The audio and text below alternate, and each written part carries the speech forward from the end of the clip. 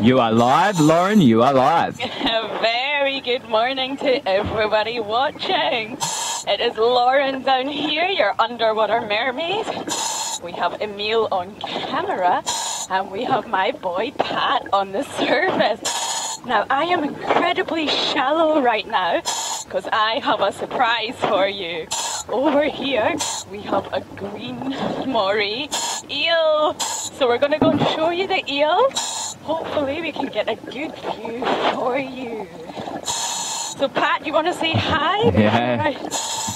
Hello everybody and welcome. So after days and days in searching, we have finally found ourselves a green Moray. Indeed, and just to let you know, I am only at 3.5 meters. And what we're looking at right now is an old engine block. So this big structure that you can see is very, very old. It's been in the water for a very long time. So most likely it fell off a boat and it was left for a long time without being removed. And it became a habitat for a lot of the animals down there, including this elusive Moray eel. I cannot tell you how happy I am right now. So we're only able to see the head of the Moray eel, but its body will be way tucked inside the rest of this engine block. So there is around 200 different species of Moray eel, and this one is the green Moray. But amazingly so, it's not actually green. This Moray is in fact... Oh, is it being cleaned, Pat? I can't see any cleaning fish on it, but I'm assuming that's what's happening because it's opening up very wide. Yeah. Oh, sorry. So the green Moray is brown. It only appears green to our eye, and this is because Morays are actually fish. But instead of having scales, their body is coated in a mucus. And most Morays, not all of them, have toxins in that mucus to avoid being eaten by predators. Now the green Moray has a special toxin which actually destroys red blood cells. So no one will really want to eat the Moray because it would probably almost kill them. So this mucus is actually bright yellow. So the combination of the brown skin and the yellow mucus makes this individual appear green.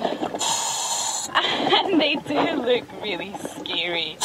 I am fascinated by these animals and I actually think they're really cute. But I'm not sure everyone would agree with me. So you can see this individual is opening and closing its mouth. And it might look to us like a big warning sign. You know, stay away, don't come near me, I have big sharp teeth. But actually, Morays have to do this in order to breathe, if you like. They have to orally pump lots of water down their throat to their gills. Because in normal bony fish, they have a bony gill cover called an operculum. Morays do not have that. So they actually have to constantly pump water down or they will die. So that's the reason it's opening and closing its mouth. It is not trying to warn us or scare us. That is amazing shots here, and we do have a couple of questions rolling in about this green Moray. Sure. So firstly, we have from Big Tex wanting to know, does this eel ever relocate to other locations? Oh, absolutely, and that's part of the problem, isn't it, Pat? Definitely. So they do sort of find a territory, and when we first came here to Grand Cayman, because we are right in front of Don Foster's right now, we're not far from the shore, everybody told us about this famous green Moray in the engine block. And could we find it? No. So they do relocate and they come out of their little hidey hole and they free swim across the reef, but they do tend to have a few favourite areas in their reef where they obviously feel safe. So this one does appear every now and again in the engine. And I think I saw a fish in the mouth. Yes, that was a little cleaner goby in there, just giving its teeth a little clean, being its personal dentist. Now we do have another question. This one's a two-part question, and it's coming from Tiva. She wants to know, how do these eels eat and how do they defend themselves? Well, that is an amazing question because they eat in a really unique way. Now they actually have two sets of jaws.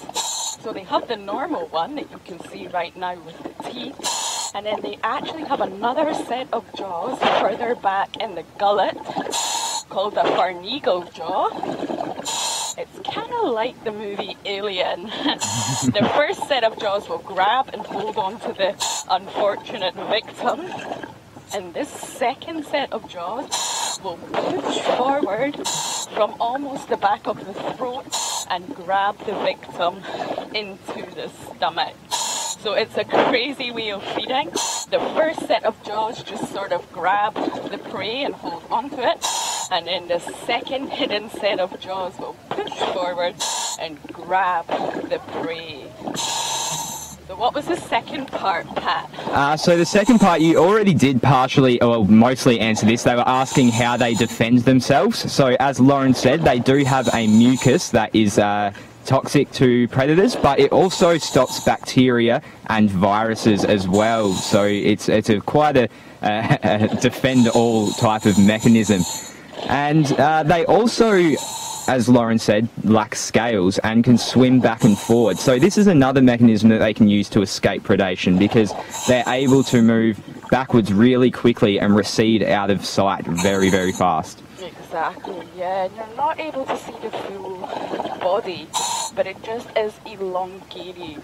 So it's just a really long, thin body, which they are able to use to sort of swim into these cracks and holes in order to avoid predators.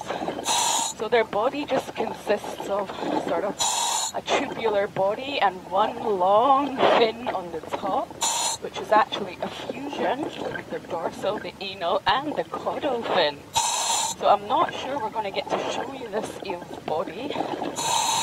Wow, there's such an array of fish in front of him. Can you see all? Yes, wow. So they are pygmy filefish, that little cute one that's right in the middle there. And then the bluehead wrasse, so there's males and females. The yellow ones are the females and the blue one is the males. And then the grey kind of mottled ones with the two stripes are parrotfish, female parrotfish. So this is, and we've got an anemone hiding away there as well. Really, I haven't spotted that. I'm a little bit far back in order to not interrupt the eel. But just like Pat said, all these fish are here, and that's probably why the engine block hasn't been removed by the likes of Don Foster's. It was probably here by the time they set up shop, and it has become a habitat, it has become a home. There's algae grown on it, there's sponges, there's coral, and obviously the Moray eel does make it home. So even although it technically shouldn't be in the water, this is probably the reason why it hasn't been removed. Now, Morays kind of first became famous a long time ago, back in my day, from that Disney movie, The Little Mermaid. Ursula, that big bad queen, had lots of sidekicks, and they were Moray eels. And this was the first sort of exposure of Moray eels, and it was bad. They were the baddies of that movie. So that's probably where they get their bad reputation. But there has been lots of Moray interactions with divers where they actually do appear to be really affectionate. Can you believe it? They're really not aggressive as they look, but there is one species called the bandit Moray, and that is known to be a little bit temperamental, and that's one that you would definitely look out for. So unfortunately, I'm not able to give you a size estimate of this one because I cannot see its body. But the giant Moray species is the biggest. And that has actually been recorded going up to 8 feet long. So that's about 2.5 meters, and they can weigh in around about 30 kilograms, which would be about 66 pounds, I think. Yes, well done. There is rumours of a 10-foot giant moray eel swimming in the oceans, but it's never been proved for the record. So these animals do get very, very long. Oh, it's incredible. And you can see the eye. Maybe Emil can get close to this individual's eye. It does look quite big, but in actual fact, they're very, very blind. Their eyesight is incredibly poor. So obviously they do have eyes, but they really don't rely on them. They have a really powerful sense of smell. So they will smell odours and chemical changes in the water, and also they can detect pressure changes around them. So this is another example of an animal in the ocean that really doesn't rely on vision. And that actually is perfect because it answers Proud Cat Mama's question of do they have good sight or smell. So there's your answer to that. And just to kind of reinforce that point, I've got a story about working back at Flinders University. There was a moray there that we had to look after. And every time I would feed it, I'd have to use big tweezers with a prawn on the end of it. And it could obviously smell the prawn, but didn't know exactly where it was. So a lot of the time, it would end up biting either the tweezers or my hand and not even get anywhere close to the shrimp. So they are blind as a bat. Yeah, that's a great point. So any accidents that maybe have happened with moray eels is probably being from careless divers who are maybe trying to feed it or touch it, and the combination of just these animals having such poor eyesight. But it's really relaxed here. I'm getting a great view of it from where I am. Yeah, Emil's got some great shots of it. It's really cool, and obviously enjoying a bit of a clean, open up its mouth, displaying to any little fish that want to come along. Oh, we can see it right now, that little cleaner goby inside. Oh, I don't think it likes that one too much though. So if you are following our diveLIVE journey, we do talk about animals being cleaned a lot. So even these big moray eels will also need to be cleaned. So these little cleaner gobies that Pat just mentioned will risk their life and go inside the moray's mouth to clean the actual animal and the animal's teeth. So even although this does seem a bit risky, it is another example of a symbiotic relationship. These cleaner gobies will in fact get a free meal by snacking on all the little particles stuck in amongst the moray's teeth, and the moray's getting a free dentist treatment, if you like. So I think is it retreated back in?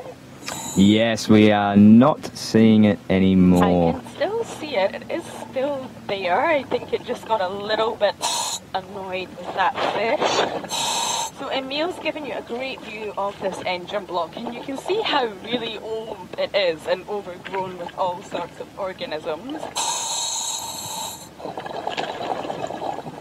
And he's just going to the back of it. Oh, I can see its tail. Yes. Perfect.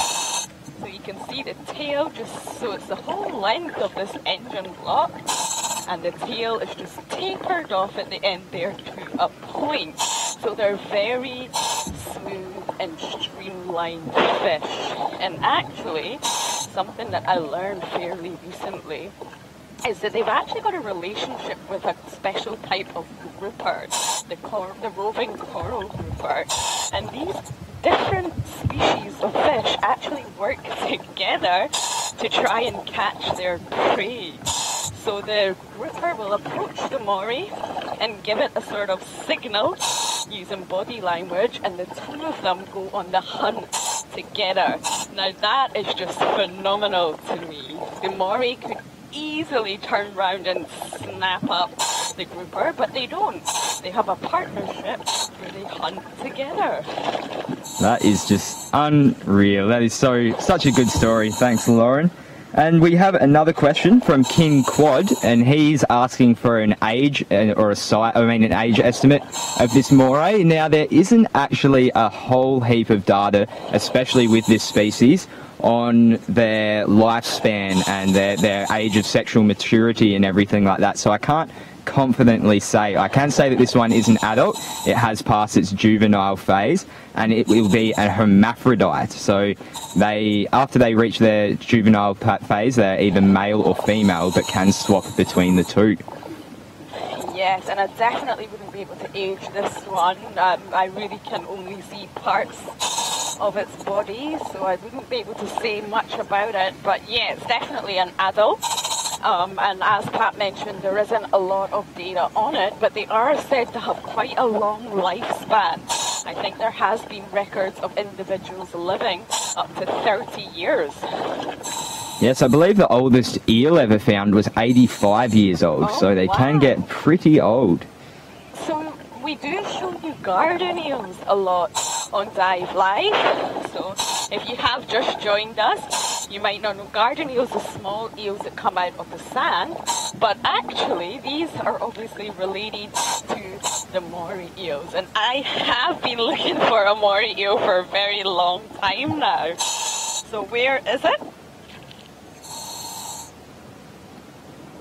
Is it still hiding inside? Oh, we can actually get a good view of the gill opening. Are you able to see that? No, it's just behind a bit of chain right now, or rope.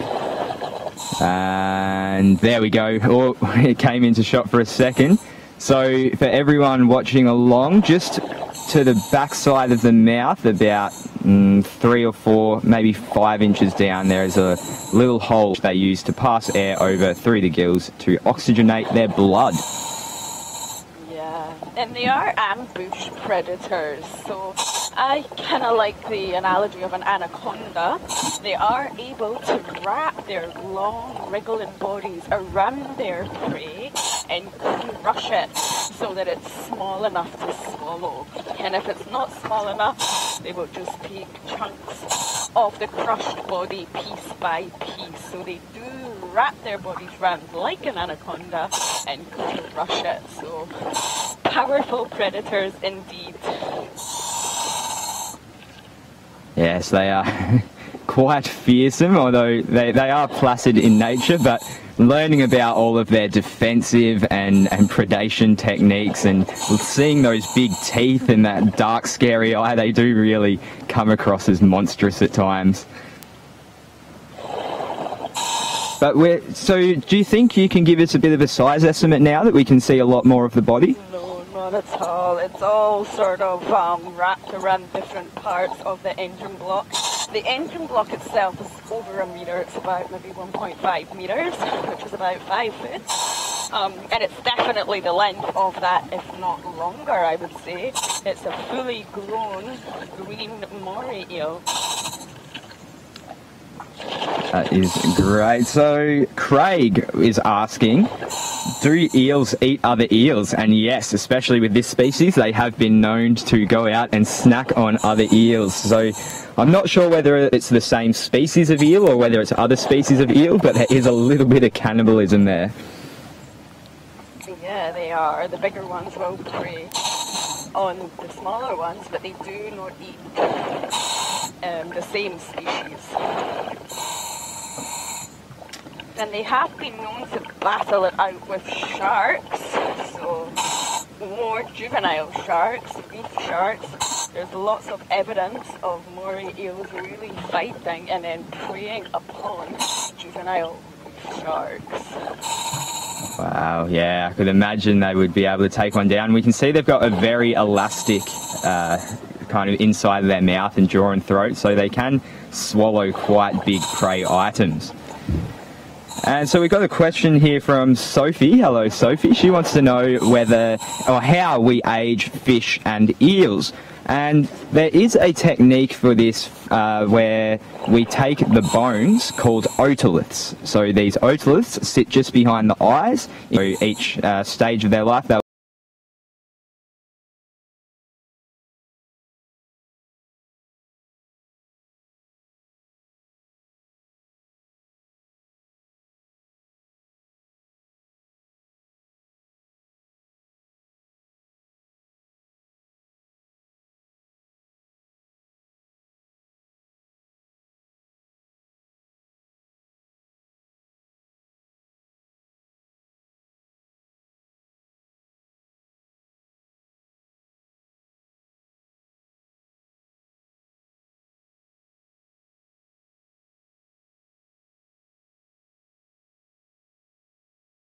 Oh, those little protruding parts on the front. Is that what you're referring to? I think he's referring to the holes next to its eyes, but either or. Well, as we did mention, they do have an incredible sense of smell, and they really rely on it. So they are olfactory predators. So I imagine that was why they have those nose holes that you are asking about.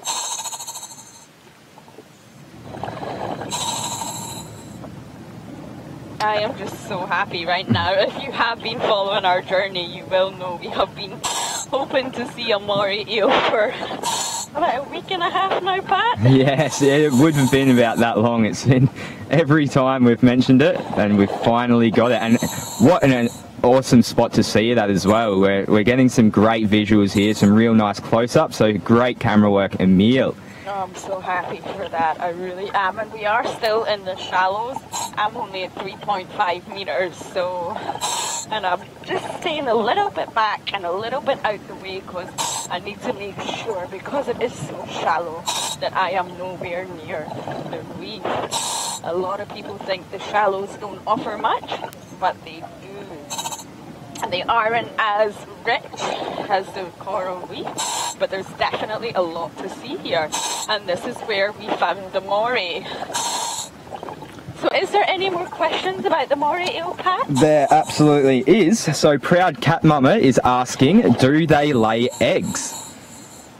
She's asking what? Oh, they don't lay eggs. Do you know more about the reproduction, Pat? Yes, I was actually reading on this just before. Now, they do not lay eggs, but I believe fertilization is internal.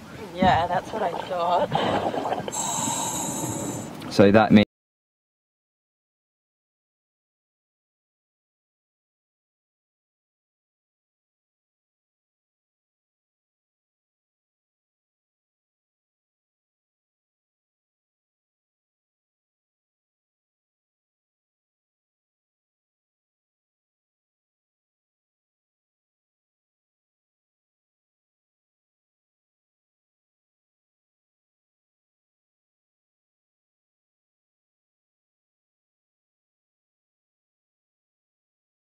And when I previously worked in the Maldives, there was a lot of eels in one reef, lots of different species. But one thing I have noticed about being here in Casuarina Point is Moray eels are quite rare. We have maybe only seen what we think could be the same individual, but we're not able to confirm that, a handful of times.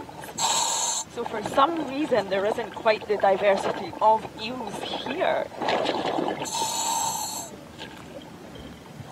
So I do apologise, Proud Cat Mama, we did just incorrectly answer your question. So they are egg laying. Sorry for getting that mixed up. They are viviparous, which there's a few different modes of reproduction, and their words are very similar. So viviparous and oviviparous. It's a bit of a mouthful, but yeah. So they are viviparous, meaning that they lay eggs. Oh, okay. I wasn't even aware of that myself. So thanks, Proud Cat Mama, for making us research that one.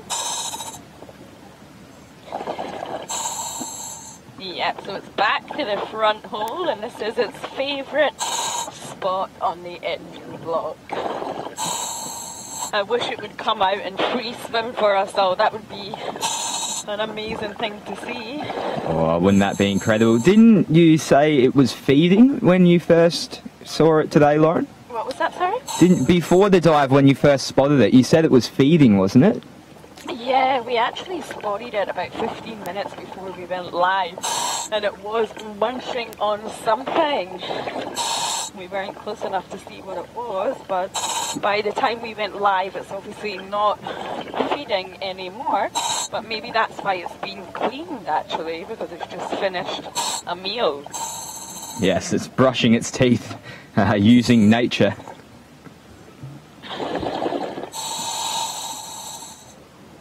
Okay, so I think we're going to move on from the Moray, but if you do have any questions, please feel free to ask us. And we are in the shallows, as I mentioned. So I'm staying well above the reef, and we're just going to go over the shallows, having a look at what we can find, and then we will go a little bit deeper onto the coral reef.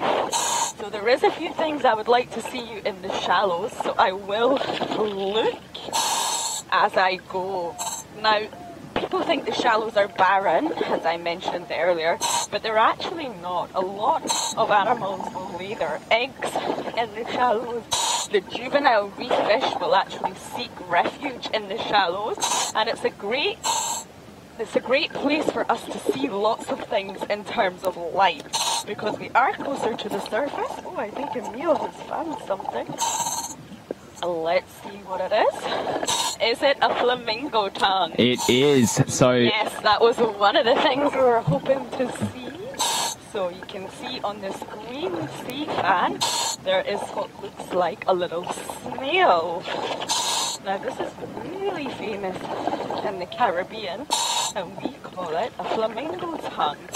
Now this one is particularly small. They can go up to about 1 inch, but this is definitely smaller than that.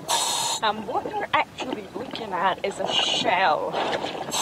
Now this is a really beautiful shell, and it looks like it has this colourful pattern on it.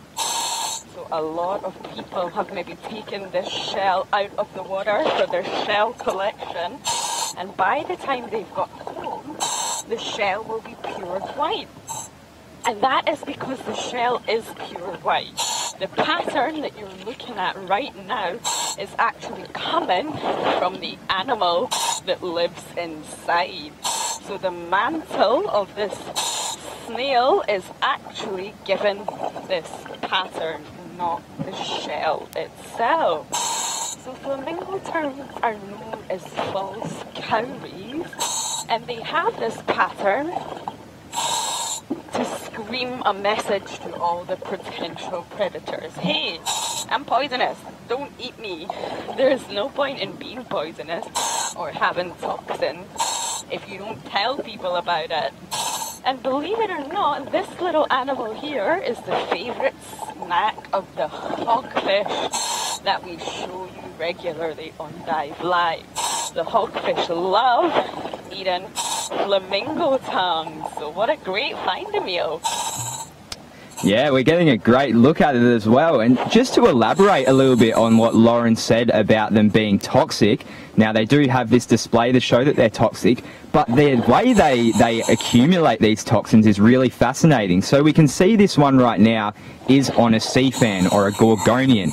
Now this is one of their favourite foods, and it's also a food that is not utilised a lot by other species here in or on any reef really. And so what they do when they break down and eat these Gorgonians, they actually incorporate the toxins from the Gorgonian into their own tissues. So that is how they actually get toxic, by feeding exclusively on Gorgonians. And they do leave behind a sort of purple marking on the Gorgonian, and you can see that is where they have fed on them. So I think you are able to see here, maybe if Emil can just go back to the areas where the Gorgonian has been fed upon. Can you see that?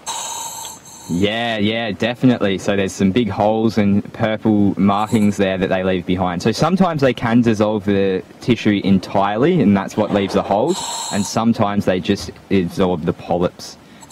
Yeah, so it's a very, very small critter. So we've gone from showing you a really big Moray eel to showing you this tiny little flamingo tongue, which is under an inch in size. And now there's actually been an interesting study done between the flamingo tongues and how other parts of the ecosystem affect the Gorgonians. And so what happened was they isolated a lot of major predators off a reef and then saw how this affected the number of flamingo tongues. And the flamingo tongues numbers increased heavily, quite a lot. And this increased... I'm so sorry to interrupt you, but there was just like over 30 parrotfish swimming in front of us right now. I haven't actually seen a school of parrotfish this large before. Yeah, neither. This is weird. Yeah, Yeah, there is literally so many of them. I've never seen parrotfish schooling like this. To the left of me and to the right of me, they're just everywhere. That is, yeah, this is incredible. Never seen such a congregation, and they seem to all be males as well. So yeah, there is a few chubs in there. There's always a chub, but generally this is all male parrotfish, which I don't know. They're just everywhere. Sorry, I didn't mean to interrupt you. No, that's all right. This is quite a strange phenomenon here.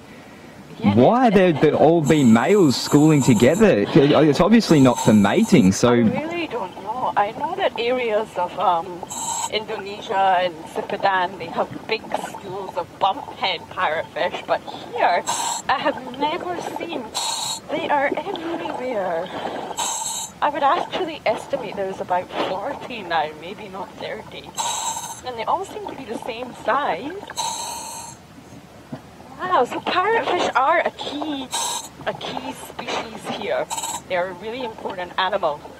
They do belong to the wrasse family, and they do have this parrot-like beak.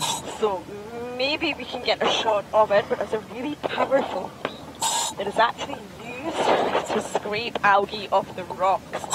Now, when you're snorkeling and diving, one of the most surprising things is that you can hear crunching. So you think that it would be really silent and peaceful down here, but it's not. It's really noisy, and normally it's the parrotfish crunching on the coral that you can hear. So this leads a lot of people to think that they eat coral, but they actually don't.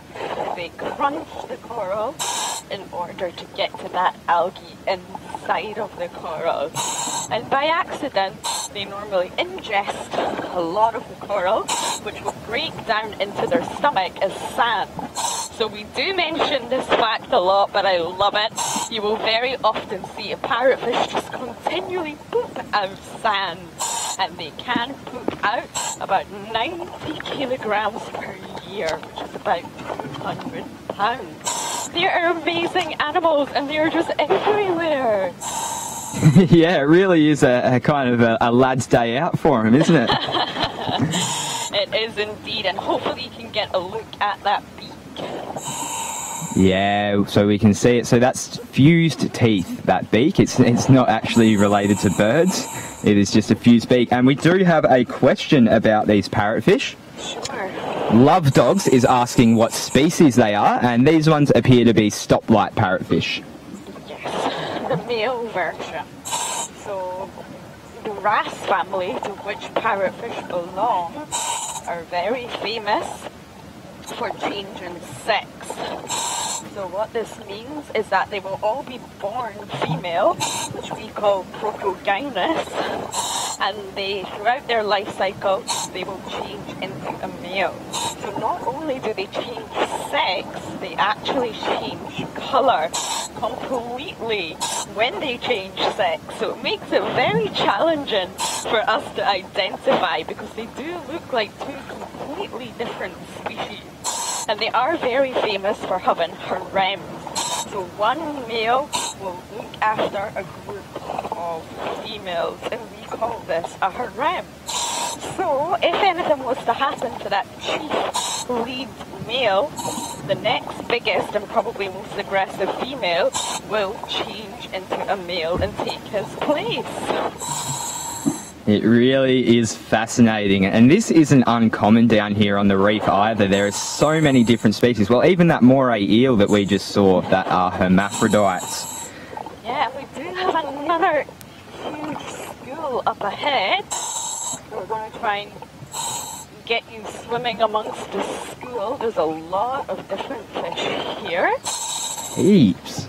So Wow. When you get a good view of all these fish. So amongst this schooling aggregation, well, the big one swimming right past now, that is a mutton snapper. We also have the yellow fish, the yellow ones with blue stripes, they are grunts. So those ones right there, these are all grunts. To the right we have a squirrel fish, that red fish there, that's a squirrel fish. Another squirrelfish right there. Next to it is a black damselfish. So there is lots and lots of different species here right now. Go Pat with your ID. And there is parrotfish amongst them as well. So we were obviously talking just about parrotfish. So another amazing thing that these fish do is at night time they're actually able to produce a mucus bubble. Now some people call these not bubbles, but that's not so nice. So they're able to lock themselves away in a little crevice or crack in the reef and produce a mucus bubble which completely encompasses their whole body, and they sleep inside this little cocoon.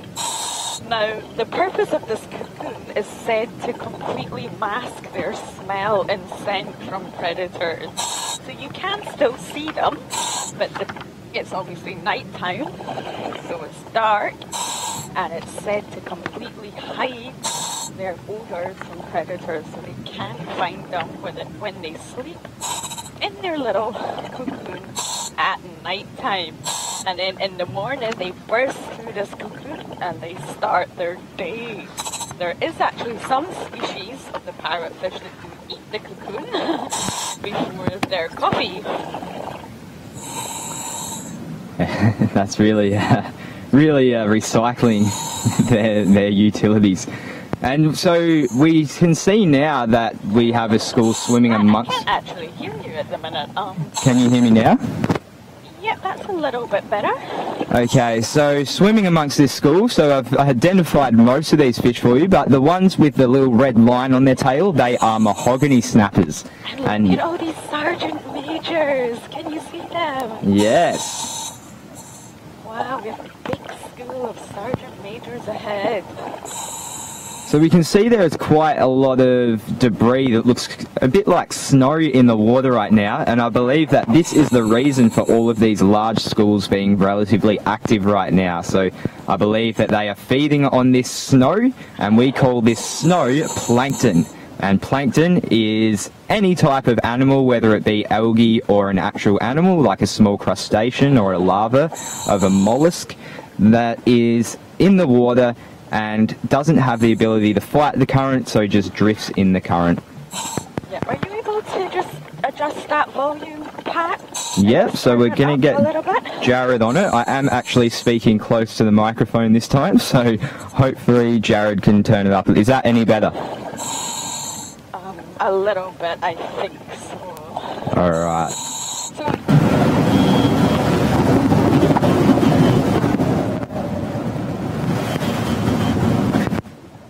Are you still there, Pat? Yes, did you unplug? Just a misconnection from our side, I apologise about that. That's okay. So just to give you an update, I am on 110 bar. So that is 110. Because I've been so shallow, I've used less air. Now you will be able to see the difference from previously when we were in the shallow to now we're right on the reef edge. Right in amongst the coral reef. Ooh, parrotfish. Oh, they were doing some mating dance. Oh, that was incredible. We'll just go closer and see if they maybe do it again. So we are going to go a little bit deeper. The visibility, as Pat mentioned, the plankton is quite bad, but we've still had an incredible dive so far, so we're just going to go a little bit deeper into the coral reef to see what we can find. And there is a stoplight parrotfish female that Emil's got right now, and that is actually the same as the other parrotfish school, the blue ones that we saw earlier. So this is the female form. So this just shows you how different they can actually be despite being the same species. And don't forget, if you have any questions about what you're seeing right now, then please ask us a question, put our knowledge to the test, and if you're on Twitter, please use the hashtag diveLIVE so we can see and respond. Yeah, and we are following this mutton snapper. It's a very big one, and it's kind of leading our way to the reef. It's a big one. Can you give us a size estimate? It looks very large. I would say about 50-60 centimeters. Yep. So these guys can get much larger. They can get up to 1 metre, so over 3 feet long, but this one is about 2 foot. Oh, as we see it darkening, lightening those stripes there on it. Yeah, that's the first time I've seen that with a mutton snapper. Wow. Wow. That happened almost instantaneously. Yeah, it's incredible, and it is just staying stationary next to that, possibly a cleaning station.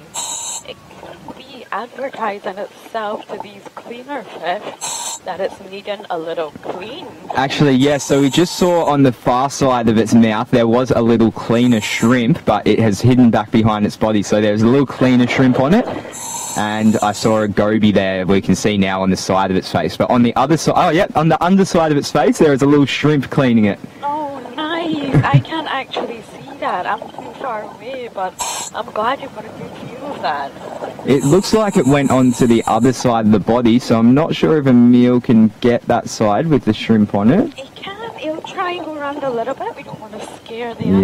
Yeah. Let's see if we can, now that we have that zoom. So maybe this coloration that we just saw the mutton snapper produce is a signal that it's ready to be cleaned and it doesn't mean any harm.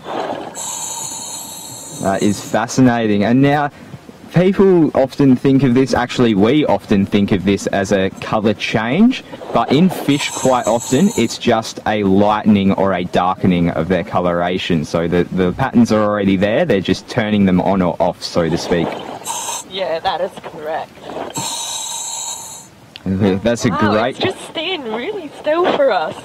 Yeah, it's obviously wanting a very thorough clean, so Emil just got a great close-up of its cleaning goby there on its head. Now, I don't normally do my dives this shallow, but it has been a really awesome experience. There is just fish everywhere. And I've been up for hours, so sometimes I forget to be ready to be cleaned, like the snapper. So the reef is very alive right now. It is pumping. And so we can see to the right, if you... Yes, so Emil's spotted it too. So that is the cleaning shrimp that was actually on the snapper just then. That purple shrimp there is actually to display to other fish that it is there to clean them. So it's a vibrant display. It's a bit risky because it does also say to predators that it is food, but it works for it because it gets itself a feed, and the predators don't tend to eat the cleaning shrimp because they're doing them a service by eating them. Work, Emil. The snapper is off. Oh, the parrotfish are doing this thing again. I wonder if we can catch it on camera. Yeah, it might be best just to sit and watch, because when they do these courting displays, sometimes a male will go between 2 or 3 females. They're right next to me. I'm trying not to move. Oh, yes. Oh, wow. It's right in front of the camera. This is great. Oh, Emil, good job. This is so exciting. Wow, I'm lost for words right now. No, me too. I don't even know what to say. We're going to follow them for a little bit, and I'm just going to move out the way. Wow. Wow. That's actually what I was trying to show you earlier, but they stopped, but we got it. So they are having a big old smooch right now. This is just incredible. I don't even know what to say right now. I'm so glad we're capturing all of this live for you. It's happening right in front of me right now. And the mutton snapper is coming back for more attention. They are such attention seekers. They are always lurking in the background. You can almost guarantee anywhere you look on this reef, there's going to be a little mutton snapper just watching you. Yeah. Oh wow, I feel really lucky.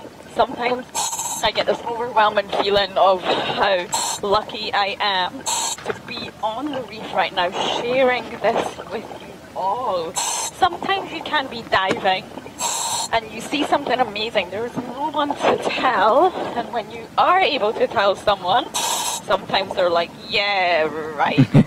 Pat did go on a dive the other day with the meal. He did not take any camera, and apparently he saw a loggerhead. Now, should I believe him or should I not? It was there. We've got Emil to back me up on that one as well. No, of course I believe you, but it's just this feeling of being able to share it all with you in real time. You're able to see everything that is happening in front of me. It is quite amazing where technology is taking us these days, and for us to be in the position to take everyone underwater with us and share and educate is really such a beautiful thing. Yeah, technology doesn't always work perfectly, but it is there, it is available, and it allows us to share this with you. So we are nearing towards the end of the dive, but it's not over yet, so we are just going to follow this channel down towards the reef to see what other magical moments we can find. So please do send in your questions relevant to today's dive before we wrap up. Yes, we always have time for a couple more. So, King Quad wanted us to clarify what those parrotfish were actually doing. I hope that you know this one, Matt. Well, I'm actually a bit intrigued by this because they both had the same coloration. Yes. So I believe it was two males fighting. Yeah, that's what I thought. It was maybe territory B. Different sexes, so it doesn't appear to be a spawning ritual. So I assumed that it was a fight, but honestly, I'm not 100% sure. Yeah, we'll have to get that behaviour book out and see. But yeah, if it was the same sex, then we can assume that it was a fight or some sort of territory dispute. As we see some big tarpons cruising through in the background. There's like a huge conga line of tarpons. It's not ending. Just streaming in front of us right now. It's like clowns coming out of a clown car. They just keep coming. That is, I think there is 11. I can see, oh, my favourite number. There is 11 tarpons right in front of us, all on a mission, and it looks like they're swimming in the direction of the grotto. Yes, so they do hang out during the day at the grotto, or the Devil's Grotto, where there's a big cave that they are nocturnal, so during the day they like to hang out there, so they're probably migrating back across after a night of feeding. Yeah, Emil's joined that conga line. Now there's 12 tarpons. So these big fish, we do show a lot, but they are an ancient lineage of fish belonging to the megalops family, and they are called tarpons. So can't get a size estimate for you right now, as I'm a little bit behind, but they are incredibly larger fish than what we normally see on the reef. So they do appear to be going somewhere for sure. They're definitely all swimming in the same direction, but as Pat mentioned, they are nocturnal. So they have been probably feeding all night, and now they're going back to their sort of resting, hanging out zone, which will be most likely the Devil's Grotto. We can see just how muscular their body is from this back shot as well. So they're not extremely thick fish, but we can see that their body is just all muscle the whole way down. And that is why they are also targeted a bit recreationally in terms of fishing, because they do put up quite a good fight, as most predatory fish do, because they need to have those quick bursts of speeds to outwit the little fish that they are trying to catch. Yeah, so they have swam off. They have left us. So this has turned out to be quite a fishy dive. Yes. Saying that. Lots of schools. It's been a... Ooh, cowfish. Honeycomb cowfish. Ah. Isn't that lovely? And now these guys, just like with this loggerhead story that Lauren told you, I was with a couple of these fish on a at the end of a live dive actually, so we weren't on camera anymore, and I obviously didn't have a camera on me, and two of these fish went bright blue, and I am talking bright blue, and they did a little mating dance in the water and then released their sperm and eggs. It was quite a wonderful spectacle. Now, diveLIVE family, should we believe him? No, they are amazing, and they do have a spine above each eye, so a pair of spines. Similar to cow horns, which is where the name comes from, but actually, if these spines do break, they are able to regenerate them. And it is important for them to have as a deterrent for predators. Now you can see they are not using that tail fin. Are you able to see that? They yes, very well. Furiously using their anal fin. It's moving very fast. And their pectoral fin, but the tail fin is completely still. Now that is because they use their tail fin more as a rudder. Instead of using it for speed and power, it acts more as a rudder for these fish. So it is a slightly more unusual way of swimming for a fish try. They don't normally let us get too close. Everywhere right now showing you all these different kinds of fish. But we're just going to continue swimming over this way and see what we can find before the end of the dive. Yeah, just on that, do you want to let us know how much air you have left? Sure. I have 80 bar left, so I have 30 bar left with you. Emil, are you okay? Yep, he's showing me his computer, which makes no sense to me. Are you okay for air? Yes, he is. Yes, Emil has got quite a sophisticated dive watch that can actually tell him what the pressure of his tank is just on his wrist. So usually we have to connect our pressure hose to a computer that tells us this stuff, but Emil's gone fancy schmancy and has one on his wrist that doesn't need anything connected to it. Yes, and he just showed me it correctly, and he has got plenty of air left. Yes, he was a commercial diver, so he's one of the best down here on his air. Yes, I love working with Emil. He's normally able to... Yes, with another flamingo tongue on it. Yeah, so it has some polyps extended and some not. Are you able to see that? Yeah, we can, and I'm assuming because it's right where the flamingo tongue is, that this flamingo tongue has eaten the polyps. Now, I can't even see this flamingo tongue, so I'm going to come closer. Oh, yeah, I can see it now. Wow, so this is the second flamingo tongue in one dive. Incredible. Actually quite interesting because they are unique to Gorgonians. Corals are the ones that are actually making up the reef. The Gorgonians are a Gorgonian or a stony coral at these polyps, and we can see that the tentacles of these polyps, or it might be a bit hard to see